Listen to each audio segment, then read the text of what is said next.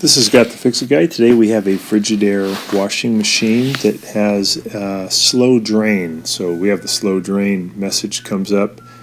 Also, you may just have one that doesn't drain all the way with the end of the cycle. Notice there's always water left.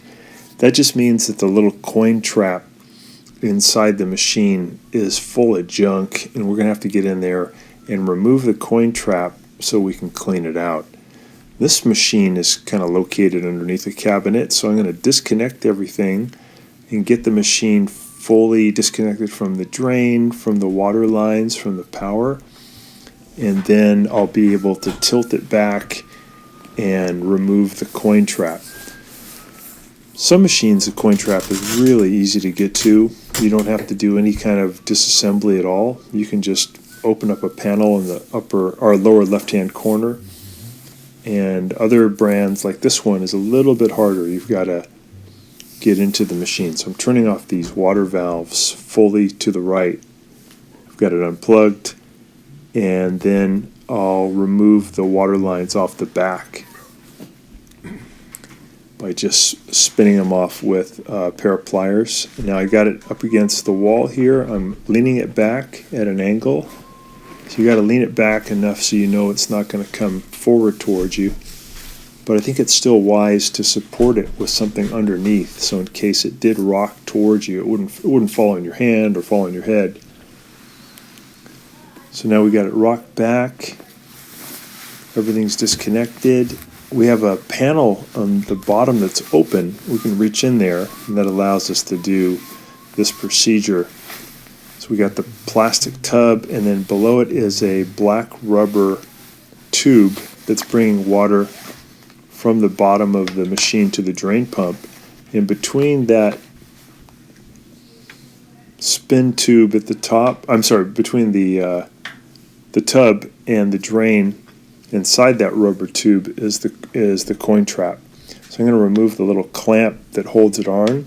It has a Phillips head screw, and I'm just going to spin that out a bunch of times, and then I'll pull down and the whole boot will come out, and then I'll be able to reach in and grab the coin trap and remove it.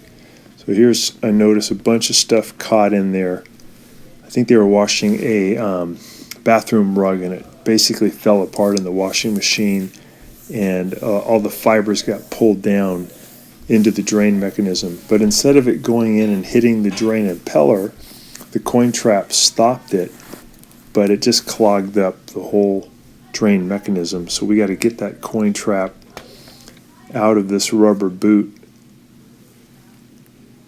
And the coin trap's just a big, kind of like a plastic jar that has holes in it, and it just traps coins and bobby pins and things like that from going in and hitting the impeller.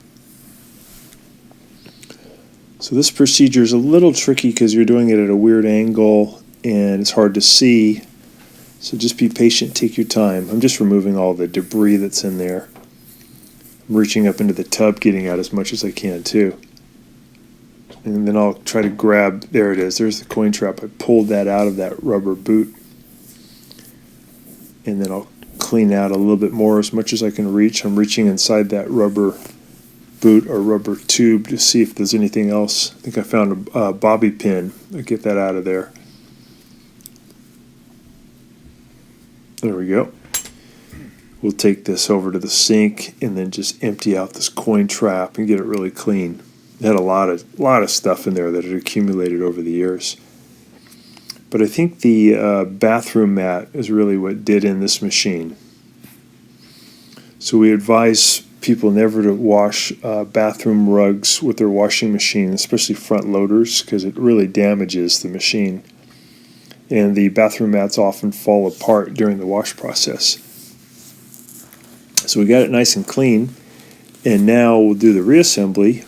We'll just push that back in, hook up the boot again, and then just get everything back into position. I think the difficult part of this procedure is getting that rubber boot back onto the plastic tub and then getting that screw really tight. Before you put this all back together and reassemble it, I would make really sure that that rubber boot or rubber tube is firmly back onto the plastic tub, and that fasteners aren't as tight as possible, so you won't get any kind of leak. So I hope this has been helpful to you, and please subscribe when you get a chance. Thanks a lot.